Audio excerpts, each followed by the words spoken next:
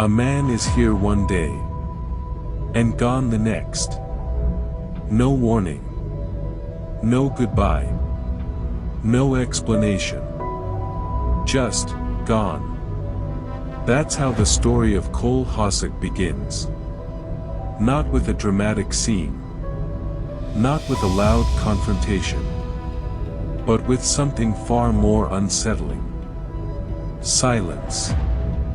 The kind of silence that doesn't feel normal. The kind that makes the people around you stop and start asking questions. Questions that would eventually lead investigators down a path nobody expected. But to understand what really happened to Cole Hosack, you have to understand who he was before he vanished. And that's where the first surprise awaits. Cole Hosack seemed like someone you would never worry about. He was not living on the edge. Was not involved in anything dangerous. At least, not on the surface. To the people who knew him, he was steady. Predictable. The kind of person who checks in. Who shows up. Who does not just disappear without a word. So when he did exactly that, the people closest to him knew immediately. Something was wrong. But what they did not know was that the truth was far darker than any of them could have imagined. It started with an unanswered call. Then another. Then a string of messages with no response. Hours passed. Then a full day. At first, people told themselves there was a simple explanation. Maybe his phone died. Maybe he needed space. Maybe something minor came up and he would reach out soon. But soon never came. And that is when the quiet dread turned into something real. Because Cole Hosack was not the kind of man who just vanished. Which meant only one thing. Someone made him disappear. When people went to check on Cole, what they found did not make sense. His belongings were still there. Not packed. Not missing. Just sitting there. Like he had every intention of coming back. Or like he never had the chance to leave properly. That single detail changed everything. Because people who walk away voluntarily do not leave like this. And investigators knew exactly what that meant. This was not a disappearance. This was something else entirely. Investigators were brought in. And from the very beginning, they knew this was not going to be straightforward. Because the timeline did not add up. When was Cole last seen? Who was the last person with him? Where was he going? Simple questions. Except the answers kept shifting. Depending on who was talking, the story changed. Not completely. Just enough. And in investigations, that small difference is everything. Because innocent people tell the same story. Guilty people forget which version they told last. The last confirmed sighting of Cole Hosack. It should have been the clearest piece of the puzzle. Instead, it became one of the most confusing. Because two different accounts of that moment did not match. Details were off. Timelines did not line up. And certain people who should have had straightforward answers seemed to be working hard to give them. Too hard. Which raised an uncomfortable question. If nothing happened, why did the story need so much work? And more importantly, who was working the hardest to control it? Attention began to narrow. Not outward, but inward. Toward the people closest to Cole. Because statistically, in cases like this, the answer is rarely found far away.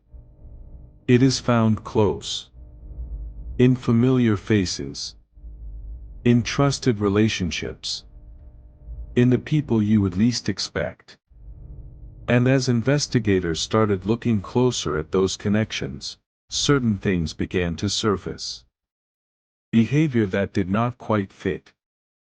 Reactions that seemed slightly off. And statements that, when placed next to each other, contradicted themselves. The walls were closing in. And someone knew it. Now here is where it gets critical. In any investigation, there is a moment where the narrative flips. Where what looked like one thing, reveals itself to be something else entirely. For Cole's case, that moment came quietly. Not with a dramatic confession. Not with a major discovery. But with a detail. One detail that, on its own, seemed minor. But when placed against everything else investigators had gathered, it did not belong. And once you find the thing that does not belong, you pull on it. And keep pulling. Until the whole story unravels. Here is what investigators understand that most people do not. Lies are hard to maintain. Especially under pressure. Especially over time. A story told once can be reversed. But told again and again under different conditions, it starts to crack. Words shift. Details move slightly. And those movements are exactly what trained investigators are looking for. In Cole's case, cracks started to appear. Small ones at first. Then wider. Then impossible to ignore. And once the first crack showed, the flood was coming. As the investigation deepened, the picture became undeniable. This was not a disappearance in the traditional sense. This was not someone who walked away. Someone who needed a break. Someone who chose to vanish. What happened to Cole Hosack was not a choice he made. And the people who knew that, had been working very hard to make sure nobody else figured it out. But investigations have a way of outlasting silence. And patience. And carefully constructed stories. Truth does not stay buried forever. What makes this case so deeply unsettling, is not just what happened. It is how close to normal it looked. From the outside, nothing screamed danger. Nothing waved a red flag. Cole's life looked ordinary right up until it was not. And that is the part that stays with you. Because it forces a question most people do not want to sit with. How well do we really know the people around us? How much happens behind the version of someone that we see? And how often does ordinary hide something we never expected?